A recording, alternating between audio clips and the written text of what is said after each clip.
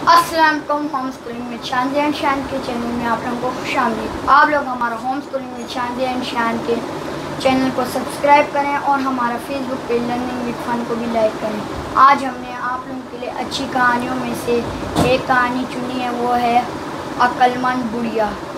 अच्छा, अक्लमंद और बुढ़िया, यानी ये एक कहानी है जंगल और गांव के रहने वाले लोग। बहराम एक लड़का था और उसके अब्बू जो है वो पुलिस में थानेदार थे।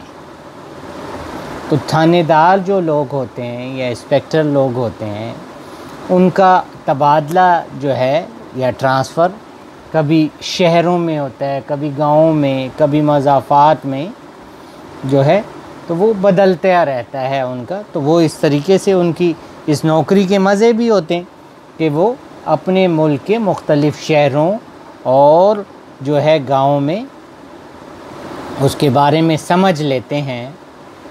अब जो है बहराम को जो है गांव में जो वो रहने लगा, तो शुरू में तो उसका दिल नहीं लगता था, क्योंकि वो शहर से आए थे, शहर का अपना एक माहौल होता है। लेकिन आहिस्ता आहिस्ता उसका दिल उस गांव में लगने लगा। गांव में अब ऊंचे ऊंचे दरख्त थे और उन दरख्तों पर जो है शहद की मक्खियों ने छत्ते बनाए हुए थे। और आपको पता है कि शहद किस जानवर की मनपसंद खुराक है? किसकी? शहद की मक्खी। शहद तो बनाती है शहद की मक्खियाँ। मैं कह रहा हूँ कि जानवर की मनपसंद खुराक है, वो है रीछ। सवाल को आप लोग ज़रा गौर से सुना करें ना, कि ये आपकी मालूमात में इजाफ़ा करती है। अब जो है रीछ जो है, आप वो पूरे छत्ते को उतार कर खाना शुरू कर देते हैं। लेकिन ये शहद की मक्खियों का जो शहद था, ये गाँव के लोगों के लिए जो है रोज़गार का भी ज़रिया था। तो उन्होंने उस इलाके को बचाने के लिए जो है वहाँ पर रस्सियाँ बांधी थी उसके इर्द गिर्द, और जो उसके साथ जो है लकड़ियाँ बांधी थी, और कुछ खाली जो है टीन के डब्बे, उसके अंदर उन्होंने पत्थर डाल दिए थे कि जब अगर कोई जानवर आए तो उनको पता लग जाए कि कोई जानवर आया है। और जानवर जो है शहद के पीछे कौन आता था? रीछ आता था। अब जो है एक दिन इसी तरह एक रीछ की फैमिली आई कि वो जो उसके माँ बाप और बच्चा, माँ बाप जो है वो तो ज़रा, बच्चे ने शरारतें करनी शुरू कर दी और वो एक रस्सी में फंस गया और उधर ही बेहोश हो गया। बेहोश हो गया। उसकी माँ जो है रीछनी उसको जगाने की होश में, लेकिन वो नहीं आया। अब जो है रीछ और रीछनी दोनों वो जो है अपने बच्चे को उधर ही छोड़कर चले गए।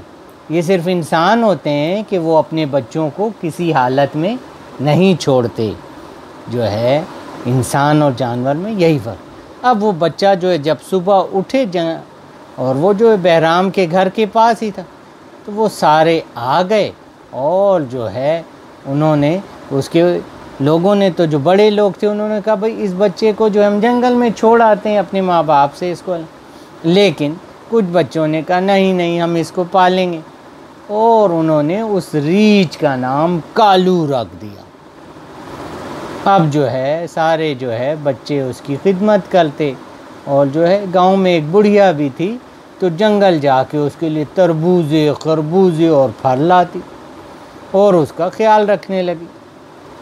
लेकिन वो जब बड़ा हो गया तो एक दिन वो जंगल की तरफ निकल गया। जंगल की तरफ निकल गया और फिर वो वापस ना आया। अब जो है यानी वो बच्चे भी अफसरदा हुए, और इसके कुछ अरसे बाद जो है बहराम के अब्बू का भी तबादला हो गया, और बहराम के अब्बू की जगह एक दूसरे थानेदार आए उस गांव में और उसी घर में रहने लगे। एक दिन जो है उन्होंने देखा, उस जो थानेदार की बीवी थी, कि एक रीछ जो है वो उसके घर में घुस आया। उसने तो खौफ से चीखें मारनी शुरू कर दी और लोगों ने खूब डंडे मारे और उसको भगा दिया। लेकिन एक दिन फिर जो है एक रीछ घुस आया और थानेदारनी ने अपने बच्चे को जो धूप में सुलाया हुआ था वो उसको उठाकर ले गया जंगल की तरफ। अब लोग और उसकी माँ का रो रो के बुरा हाल के उन्होंने कहा भाई इसको किस तरीके, सारे गांव वाले जंगल की तरफ हाथ में लाठियाँ डंडे पत्थर लेकर गए और जो उन्होंने देखा कि एक रीछ पहाड़ी के ऊपर बच्चे को लेकर बैठा हुआ है। तो सब लोगों ने कहा कि हम इसको मारते हैं। थानेदार साहब ने भी कहा मैं अपनी पिस्टल से इसको गोली मार। तो लोगों ने कहा नहीं, इससे बच्चे को ख़तरा हो जाएगा, बच्चे की भी जान जा सकती है और रीछ जो है नुकसान भी पहुंचा सकता है। वो बुढ़िया जो जंगल से आ रही थी उसने पहचान लिया कि भाई ये तो वही कालू है।